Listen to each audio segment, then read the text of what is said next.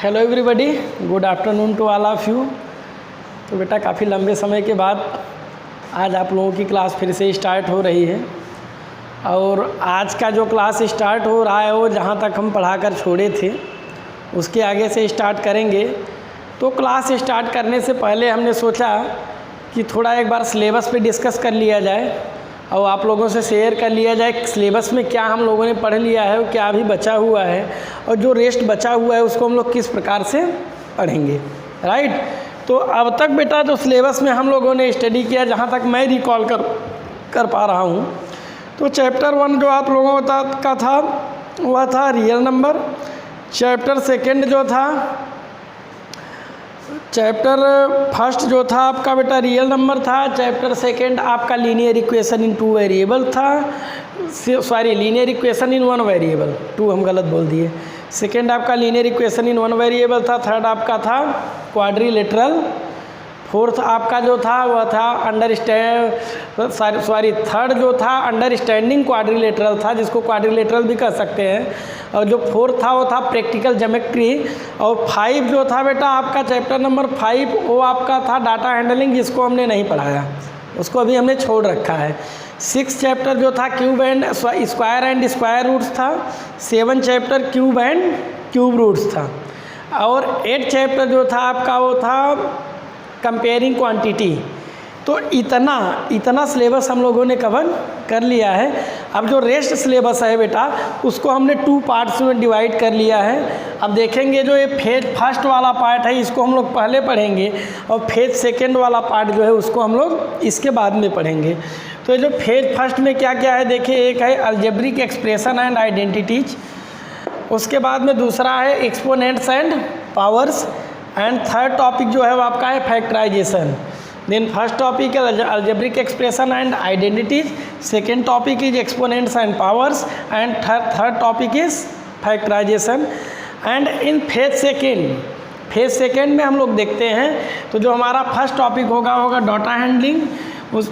उसके बाद में 2nd जो आएगा, after this 2nd topic mensuration, after this 3rd topic direct and inverse proportions, after this 4th topic visualizing solid shapes, and 5th topic introduction to graphs.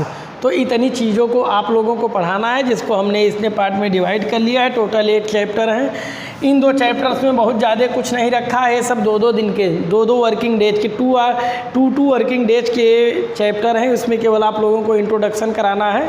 ये बहुत ज़्यादा valuable नहीं है, बाकी जो वैल्यूएबल हैं वो सब यही टॉपिक हैं और ये किसी भी कीमत पे आप लोगों को अच्छे से पढ़ना होगा, राइट। तो चलिए अब हम लोग आते हैं अपने टॉपिक पे। और आज का जो चैप्टर होगा वो रहेगा चैप्टर 9 NCERT के according algebraic expression and identities. Okay,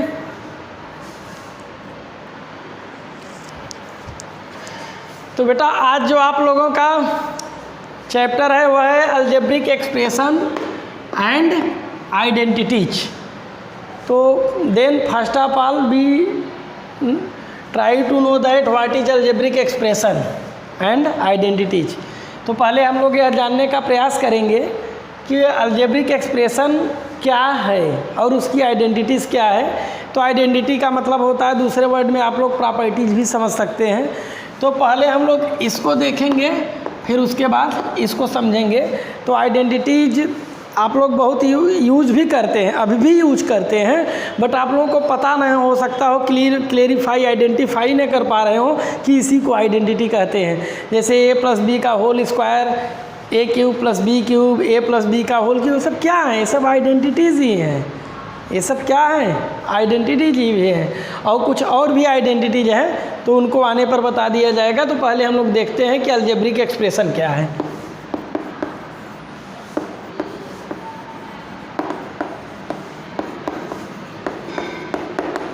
algebraic expression बेटा, ये अलजेब्रिक एक्सप्रेशन जो है 2 वर्ड से मिलकर के बना है। एक तो है अलजेब्रिक, दूसरा है एक्सप्रेशन है।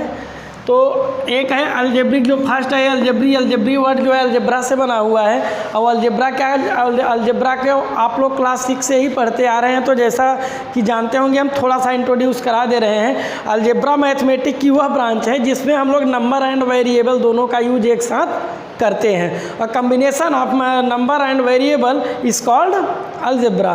तो अलजेब्रा मैथमेटिक की वह ब्रांच है जिसमें हम लोग नंबर के साथ साथ वेरिएबल का भी यूज करते हैं, दोनों को एक साथ यूज करते हैं, उस पर ऑल ऑपरेशंस को फॉलो करते हैं। यहाँ ऑल ऑपरेशंस का कंसर्न है plus sign, minus sign, multiply sign and divide sign, means add, subtraction, multiplication and division. ठीक, तो ये तो था अलजेब्रिक। जैसे ये आपका ए 9x + 3 अदरवाइज x + 5, ये सब क्या है, ये सब अलजेब्रा के ही तहत आते हैं। ये सब कहाँ आते हैं, अलजेब्रा के ही तहत आते हैं। अब थोड़ा सा हम लोग एक्सप्रेशन को समझेंगे, क्योंकि इसमें वेरिएबल और कांस्टेंट दोनों मिले हुए हैं। वेरिएबल जो होता है, अब वेरिएबल क्या होता है, तो variable x, y, z, a, b, c जितने भी मतलब इंग्लिश के जो वर्ड हैं, होता तो बेटा हिंदी, इंग्लिश और हिंदी दोनों का वर्ड जो होता है वो वेरिएबल कहा जाता है। बट आज का जो ट्रेंड चल रहा है हमारा, उसमें हम लोगों ने हिंदी बुक्स को पढ़ना बंद कर दिया है मैथमेटिक्स में।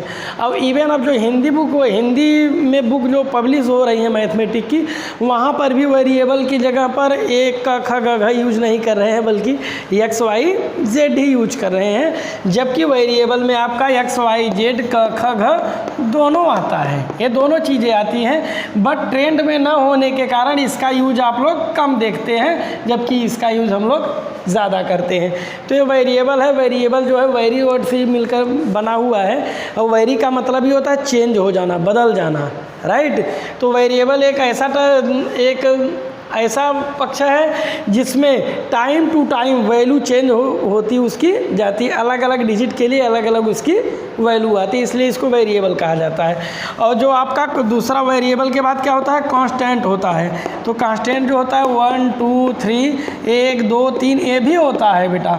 बट आज का जो ट्रेंड है, आज के ट्रेंड में हम लोग हिंदी के काउंटिंग नंबर नहीं यूज कर रहे हैं, केवल ये इंग्लिश वाले यूज कर रहे हैं। तो इसलिए आपका जो इंग्लिश का काउंटिंग नंबर है 1, 2, 3, 4, 5, उसी को हम लोग ज़्यादातर बुक्स में देखते हैं, इसको कम देखते हैं। बट इसका ये मतलब नहीं है कि ये कांस्टेंट नहीं है, कांस्टेंट है। तो इसका मतलब वेरिएबल सभी इंग्लिश के वर्ड और हिंदी के वर्ड्स हैं, जबकि हिंदी एंड इंग्लिश के जो डिजिट्स हैं वो क्या हैं आपके, आर नंबर्स जो हैं वो क्या हैं आपके, कांस्टेंट हैं, राइट। तो था कांस्टेंट। अब आते हैं हम एक्सप्रेशन पे। तो एक्सप्रेशन होता क्या है, पहले इसको देखिए। पहले हम लोग ये देखेंगे कि एक्सप्रेशन क्या है, व्हाट इज एक्सप्रेशन।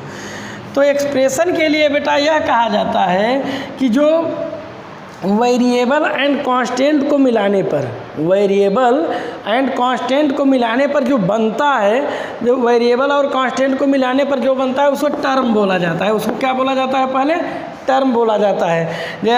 और यदि उसमें प्लस माइनस साइन का यूज कर दिया जाए, प्लस एंड माइनस साइन का यूज कर दिया जाए, मतलब कि ऑपरेशंस प्लस एंड माइनस को भी उसमें अप्लाई कर दिया जाए, तो फिर आपका क्या बनता है, एक्सप्रेशन बनता है। जैसे समझिए 9x + 5, 9x + 5 क्या है, एक एक्सप्रेशन है। 9x + 5 क्या है, एक एक्सप्रेशन है। अब एक्सप्रेशन, यह एक्सप्रेशन बेटा 2 टर्म से मिलकर के बना है। यह एक्सप्रेशन किससे मिलकर के बना है, 2 टर्म से मिलकर के बना हुआ है। अब यहाँ पे ऑपरेशन कौन सा है, एक्सप्रेशन को डिनोट करने वाला ऑपरेशन क्या है, प्लस साइन है, राइट। तो यहाँ पे जो एक्सप्रेशन है 2 टर्म से मिलकर के बना हुआ है। ये फर्स्ट टर्म है आपका, और ये आपका सेकेंड टर्म है। ये फर्स्ट टर्म है और सेकेंड टर्म है। तो एक चीज़ तो क्लियर हुई कि जो टर्म है वो इसमें एक्सप्रेशन से भी छोटा है। मतलब अलजेब्रा में जो सबसे छोटी इकाई है वह क्या है, टर्म है। अब टर्म किससे मिलकर बना है वह देखिए, टर्म जो है वो किससे मिलकर बना हुआ है। जैसे ये टर्म आपका 9x है, टर्म आपका ये 9x है, तो 9x का मतलब क्या हुआ, 9 × x। तो टर्म यदि आपका 9 है तो इसका मतलब जो टर्म है वो वेरिएबल एंड कांस्टेंट के मल्टीप्लिकेशन से बना हुआ है। टर्म किससे बना हुआ है, वेरिएबल एंड कांस्टेंट के मल्टीप्लिकेशन से बना हुआ है। A product of variable and constant is called term. तो मतलब वेरिएबल एंड कांस्टेंट का जो प्रोडक्ट होता है वो टर्म बोला जाता है। अगर कोई ऐसे सिंगल एक्स ही लिखा गया है तो आप कहेंगे सर ये तो केवल एक्स ही है, यहाँ तो कांस्टेंट दिख नहीं रहा है, तो फिर एक ऐसे टर्म हुआ तो यह भी टर्म है, क्योंकि जिसका कॉफिशिएंट कुछ नहीं है उसको क्या कहा जाता है, 1 रखा जाता है। इसमें किसी का मल्टीप्लाई न हुआ दिख रहा है उसका मल्टीप्लायर 1 माना जाता है, क्योंकि 1 के मल्टीप्लाई करने से उसकी वैल्यू पर कोई इफेक्ट नहीं पड़ेगा। तो इसका मतलब है कि 1 मल्टीप्लाई बाय एक्स है, तो ये आपका कांस्टेंट हो गया, ये आपका वेरिएबल हो गया। तो टर्म किससे मिलकर के बना, वेरिएबल टर्म जो है वेरिएबल एंड कांस्टेंट के प्रोडक्ट से मिलकर के टर्म बना। और जो टर्म है कई टर्म एक साथ जब प्लस माइनस साइन के साथ, मतलब प्लस माइनस ऑपरेशंस के साथ जब कई टर्म्स को एक साथ रखा जाता है तो फिर उसको हम लोग क्या बोलते हैं, एक्सप्रेशन बोलते हैं। उसको क्या बोलते हैं, एक्सप्रेशन। अब एक्सप्रेशन में भी 2 बातें आती हैं, एक्सप्रेशन में भी 2 क्या कई बातें आती हैं। अब एक्सप्रेशन कितने टर्म्स का है, एक्सप्रेशन कितने टर्म्स का है। यदि आपका एक एक्सप्रेशन यह है, इसमें सिंगल टर्म है तो इसको बोला जाएगा मोनोमियल। इसमें कितने टर्म है, एक ही टर्म है तो इसको क्या बोला जाएगा, मोनोमियल। ये ध्यान रखिएगा बेटा, जो टर्म्स को अलग करता है वो केवल प्लस और माइनस साइन करता है, मल्टीप्लाई एंड डिवाइड टर्म्स को अलग नहीं करता है। टर्म्स को अलग कौन सा साइन करता है, प्लस एंड माइनस। तो ये आपका क्या है, मोनोनोमियल। अब देखिए जैसे 9x + 3, इसमें देखिए 2 टर्म्स हो गए, प्लस साइन है 2 टर्म इसको बना दिया, तो ए आपका दोनों इसको क्या बोला जाएगा, वो मोनोनोमियल था। और ए आपका क्या हो जाएगा, बायोनोमियल। ए आपका सेकंड वाला क्या हो जाएगा, बायोनोमियल हो जाएगा। ऐसे ही 3 टर्म कर लिए, यदि आप ax² + bx प्लस या 9x² + 6x + 4 कर दिए आप, तो ये आपका क्या हो गया, 3 टर्म्स हो गए। तो ये जो 3 टर्म्स हो गए क्या हो गया, ट्रायोनोमियल। ये क्या हो गया, ट्रायोनोमियल हो गया। तो ऐसे ही वो बढ़ता जाता है, मोनोमियल, बायोनोमियल, ट्रायोनोमियल। और 4 का होता है तो क्वाड्रिलेटरल जैसे कहते हैं तो उससे बना होता है। तो ऐसे ही कई उसके नेम हो, जितने टर्म्स होते हैं उसके नेम उसी प्रकार से बढ़ते चले जाते हैं। तो बेटा स्टार्टिंग में 1-2 को बता दिया जाता है, मोनोनोमियल को आइडेंटिफाई करा दिया गया, बायोनोमियल को करा दिया गया, ट्रायोनोमियल को करा दिया गया। प्रायः जो देखा जाता है कि मोनोमियल तो मान लीजिए सिंगल टर्म है, सिंगल टर्म के बाद जो बेटा डबल टर्म, ट्रिपल टर्म होते हैं, इन सबको क्या बोला जाता है, पॉलिनोमियल बोला जाता है। क्या बोला जाता है, पॉलिनोमियल। तो आपके आगे की क्लास में पढ़ने को मिलेगा। पॉलिनोमियल्स क्लास 9th में है, क्लास अभी 8 में नहीं है, तो इसलिए हम लोग उस पर नहीं जाएंगे। तो अभी आप यही देखिए कि कितने टर्म का है, 1 टर्म का है तो मोनोमियल, 2 टर्म का है तो बायोनोमियल, 3 टर्म का है तो ट्रायोनोमियल। यही आप लोगों को इतना आपकी बुक में भी इस सिलेबस में मिलेगा पढ़ने को, ठीक। तो हमने क्या क्या डिस्कस कर लिया, अलजेब्रिक एक्सप्रेशन क्या होता है उसको डिस्कस कर लिया, आइडेंटिटी क्या है वो उसके बारे में भी बता दिया। कल आइडेंटिटी पर डिस्कस करेंगे तो उसके बारे में और डिटेल से बताएंगे। सबसे छोटी इकाई इसकी क्या है, टर्म्स है। सबसे छोटा एक्सप्रेशन क्या है, टर्म से मिलकर के क्या बना है, एक्सप्रेशन बना है। और टर्म किससे मिलकर के बना है, टर्म जो है product of variable and constant, वो आपका टर्म बना है। तो ये चीज़ें हमने बता दिया आपको, वेरिएबल क्या है, कांस्टेंट क्या है, इन सब चीज़ों के बारे में डिस्कस कर दिया। अब हम लोग आते हैं अपने एक्सरसाइज पे। नेक्स्ट है बेटा आपका like term and unlike term में तो आप लोग पहले से ही पढ़ते चले आ रहे हैं। तो अब यहाँ पे अलजेब्रा में like term and unlike term क्या होता है उसको देख लीजिए। जैसे आपका लिखा है 5x है, 9x है एंड 11/3x है। ये आपके क्या हैं, लाइक टर्म्स है। देखिए लाइक टर्म्स कैसे हम आइडेंटिफाई करेंगे उसको समझिए पहले। लाइक टर्म को देखिए 5x मीन्स क्या हुआ, 5 × x आप लोग जानते ही हैं। तो जो 5 है, 5 को x का कॉफिशिएंट बोला जाता है। 5 को क्या बोला जाएगा, x का कॉफिशिएंट। और x को भी 5 का कॉफिशिएंट कहा जा सकता है। तो ये आपका अगर x को भी 5 का कॉफिशिएंट कहा गया एंड 5 को x का कॉफिशिएंट कहा गया तो फिर दोनों के में कुछ अलग अलग है। तो हाँ, 5 को जो है इसको न्यूमरल कॉफिशिएंट बोला जाएगा। 5 को x का क्या बोला जाएगा, न्यूमरल कॉफिशिएंट। और यदि x की बारी आएगी तो उसको क्या बोलेंगे, वेरिएबल कॉफिशिएंट। ठीक है।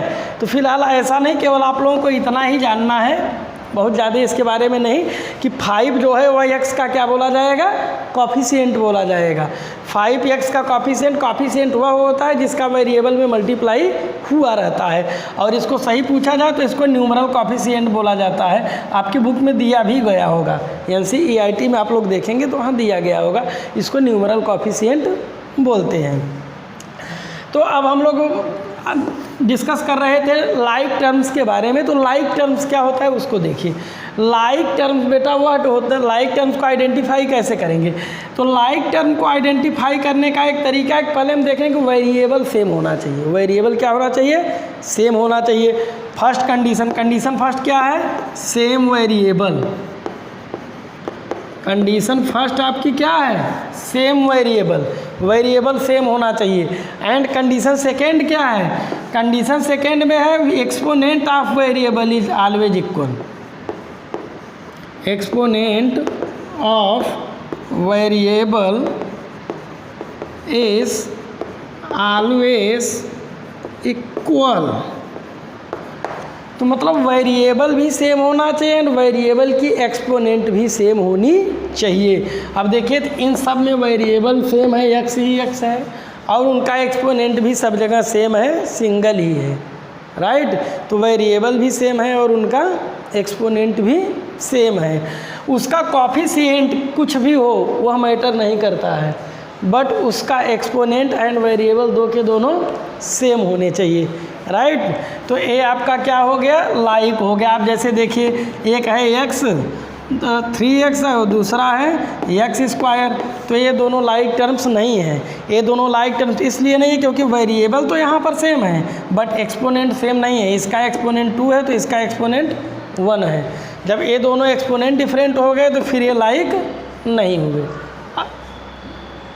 यहाँ पे एक्सपोनेंट सेम नहीं है इसलिए तो ये दोनों क्या है, ये लाइक टर्म्स नहीं है। तो लाइक टर्म से आपको यही ध्यान रखना पड़ेगा कि सेम वेरिएबल होना चाहिए एंड उसका एक्सपोनेंट भी सेम होना चाहिए। उसका कॉफिशिएंट क्या है, मतलब उसमें किससे मल्टीप्लाई हुआ है यह मैटर नहीं करता है, चाहे वो डेसिमल से मल्टीप्लाई हुआ, फ्रैक्शन से मल्टीप्लाई हुआ, होल नंबर से मल्टीप्लाई हुआ, इंटीजर से मल्टीप्लाई हुआ, देयर इज़ नथिंग मैटर, ये मैटर नहीं करता है। तो चलिए अब इसके बाद में अगर देखिए एक x है दूसरा y है तो ये भी आपका लाइक टर्म नहीं है, ये भी आपके लाइक टर्म्स नहीं है क्योंकि यहाँ का वेरिएबल भी दोनों डिफरेंट है। तो क्लियर हुआ। तो ये आपके लाइक टर्म्स हो गए। जो टर्म्स लाइक नहीं है उनको हम क्या बोलेंगे, अनलाइक बोलेंगे। जो टर्म्स लाइक नहीं है उनको हम लोग क्या बोलेंगे, अनलाइक बोलेंगे, राइट। तो इतनी चीज़ें क्लियर हो गई। अब हम लोग आते हैं अलजेब्रिक एक्सप्रेशन के एडिशन पे। तो बेटा ये है आपका एडिशन ऑफ अलजेब्रिक एक्सप्रेशन। आज केवल हम लोग एडिशन पे डिस्कस करेंगे, सब्ट्रैक्शन पे कल करेंगे और इससे रिलेटेड क्वेश्चन को सॉल्व करेंगे। तो एडिशन ऑफ अलजेब्रिक एक्सप्रेशन, अब सपोज दैट 2 एक्सप्रेशन है। एक है 3x + 5y + 3 एंड सेकेंड है 9x + 6y + 31। ठीक है, एक एक्सप्रेशन आपका यह है, फर्स्ट एक्सप्रेशन आपका यह है, सेकेंड एक्सप्रेशन आपका यह है। इन दोनों को ऐड करना है। तो बेटा ऐड करने के लिए यहाँ पे 2 मेथड्स अप्लाई होते हैं, 2 प्रकार के मेथड्स अप्लाई किए जाते हैं। एक हॉरिजॉन्टल मेथड होता है और दूसरा वर्टिकल मेथड होता है। तो वर्टिकल, हॉरिजॉन्टल का मतलब होता है बेटा कि अर्थ के पैरेलल, मतलब जैसे अर्थ है, मतलब हॉरिजॉन्टल का मतलब रहेगा तो ऐसे हम लोग इसको ऐसे करेंगे। देखिए 2x + 5y + 3, उसके बाद में प्लस साइन लगा देंगे और फिर सेकेंड टर्म को सेकेंड एक्सप्रेशन को लिख लेंगे। ठीक है, पहले हम फर्स्ट एक्सप्रेशन को लिखे फिर उसके बाद सेकेंड एक्सप्रेशन को नोट कर लिए। तो हुआ 2x + 5y + 3 + 9x + 6y + 31। इसके बाद में हम लाइक को एक साइड में कर लेंगे। ये दोनों लाइक हैं और ये दोनों लाइक हैं, और इसके बाद में कांस्टेंट को अलग कर देंगे। तो ये आपका हो गया 11x, ये आपका हो गया 11y, ये आपका हो गया 34, राइट। तो ये जो था हमारा कैसा था, हॉरिजॉन्टल मेथड था। अब हम लोग चलेंगे वर्टिकल मेथड पे। Vertical method. तो जैसा आप लोग जानते होंगे हॉरिजेंटल मीन्स हमने क्या बताया, अर्थ के पैरेलल, और वर्टिकल मीन्स क्या होता है, अर्थ पर परपेंडिकुलर। वर्टिकल मीन्स क्या होता है, अर्थ पर परपेंडिकुलर, ऐसा उसको एल्टीट्यूड कह सकते हैं। या तो इसको और दूसरा आजकल व्यवहार में जो वर्ड यूज हो रहे हैं इनके लिए दूसरा मेथड, उसको कहते हैं रो मेथड एंड कॉलम मेथड। उसमें क्या कह रहे हैं, रो मेथड एंड कॉलम मेथड। तो ये जो हॉरिजेंटल मेथड है इसी को रो मेथड बोला जाता है। इसी को क्या बोला जाएगा, ये रो मेथड है। ये जो क्वेश्चन हम लोगों ने सॉल्व किया है कौन सा मेथड है, रो मेथड है। और ये जिसको वर्टिकल मेथड कह रहे हैं इसी को क्या बोला जाता है, कॉलम मेथड बोला जाता है। इसको क्या बोला जाता है, कॉलम मेथड। तो कॉलम मीन्स क्या होता है, देखते हैं, पिलर कैसा होता है, खड़ा होता है। तो जैसे आप लोग बचपन से सम सब्ट्रैक्शन करना ऊपर नीचे करके सिखाया गया, ऊपर नीचे लिख करके सम सब्ट्रैक्ट करना सिखाया गया, वह कौन सा मेथड है, कॉलम मेथड है। कौन सा मेथड है, कॉलम मेथड। तो कॉलम मेथड को वर्टिकल मेथड भी कहा जा सकता है एंड रो मेथड को हॉरिजॉन्टल मेथड भी कहा जा सकता है। आज की जो टर्मोलॉजी है बेटा, आज के टर्मोलॉजी में आपका horizontal method and vertical method come he use करते हैं लोग, ज़्यादातर जो यूज होता है रो मेथड एंड कॉलम मेथड। अब देखिए कॉलम मेथड से हम कैसे ऐड करेंगे। तो ये आपका हुआ 2x + 5y + 3। इसके बाद में सेकेंड वाला जो था वो आपका था ये 9x + 6y + 31।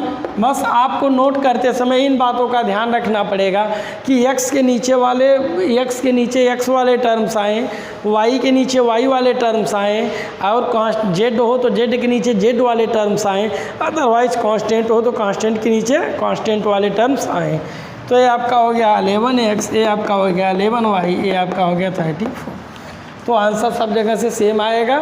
आइदर आप रो मेथड अप्लाई कीजिए और कॉलम मेथड, जिसको जो अच्छा लगे उस मेथड से वो कर सकता है, राइट। अब हम आते हैं आपकी एक्सरसाइज पे और वहाँ से कुछ क्वेश्चन कराते हैं।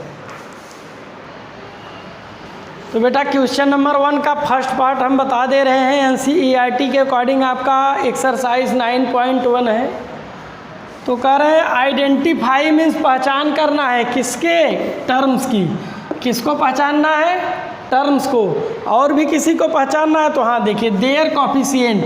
पहले हमें टर्म्स को पहचानना है, फिर हमें बताना है कि उस टर्म का कॉफिशिएंट क्या है। कहाँ, for each of the following expression, जितने भी एक्सप्रेशन नीचे दिए गए हैं सब में इसको हमें आइडेंटिफाई करना है। तो देखिए ये आपका जो है ये आपका एक्सप्रेशन है। अब बताइए इसमें कितने टर्म्स हैं। तो ये आपका बेटा फर्स्ट टर्म है और ये आपका सेकेंड टर्म है। आपका ये फर्स्ट टर्म है और ये आपका सेकेंड टर्म है। अब फर्स्ट टर्म देखिए, टर्म्स तो क्लियर हो गए। टर्म जो है वो आपका फर्स्ट क्या है, फर्स्ट वाले में आएगा 5xy z² एंड सेकेंड वाले में क्या आएगा -3zy। ये आपका सेकेंड वाला हो गया, राइट। अब इसके बाद में ये तो आपके टर्म्स हो गए। अब इस टर्म्स का कॉफिशिएंट क्या है। अब ये जो फर्स्ट टर्म है इसका कॉफिशिएंट क्या है। तो जनरली बेटा कॉफिशिएंट का कंसर्न न्यूमेरिकल कॉफिशिएंट से ही होता है। जनरली जो कॉफिशिएंट का कंसर्न होता है, मतलब होता है वो क्या होता है, न्यूमेरिकल कॉफिशिएंट से ही होता है। तो यहाँ पे इसका कॉफिशिएंट क्या है, इस पूरे वेरिएबल को देखा जाए तो xyz² है और इसमें 5 से मल्टीप्लाई हुआ, इसका मतलब इसका कॉफिशिएंट क्या है, 5 है।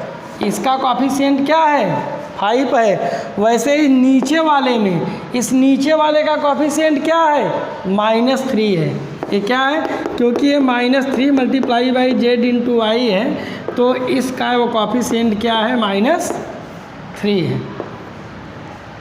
इसका कॉफिशिएंट -3 है, राइट। तो ये आपको ऐसे आपको फर्स्ट क्वेश्चन में करना है। अब सेकेंड देखते हैं क्या है।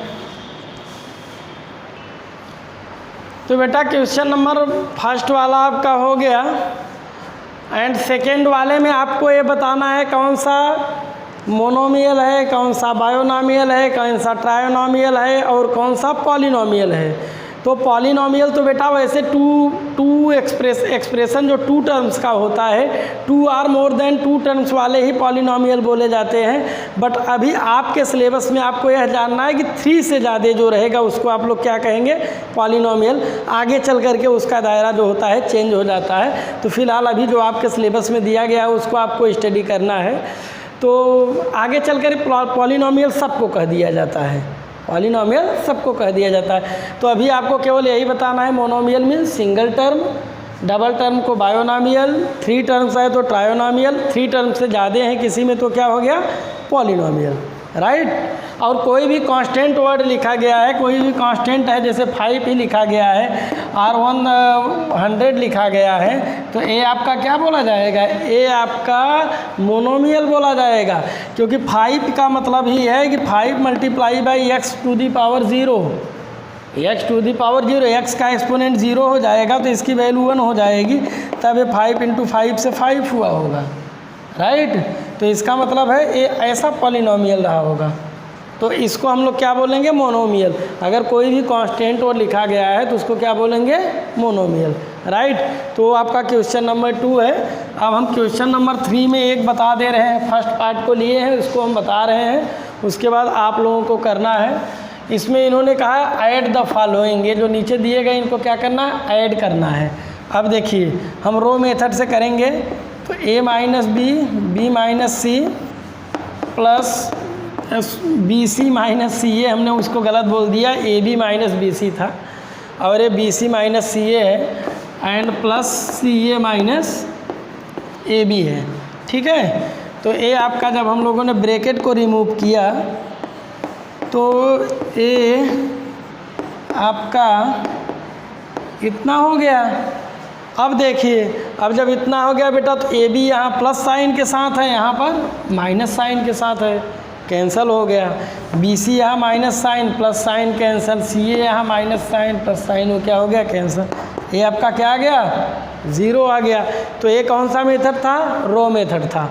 अब हम एक बार कॉलम मेथड भी आपको दिखा दे रहे हैं, देखिए a b minus b c और नीचे वाले में क्या है, बी सी माइनस सी ए। थोड़ा सा और इधर रखें तो ज़्यादा अच्छा रहेगा, दिखेगा आप लोगों को।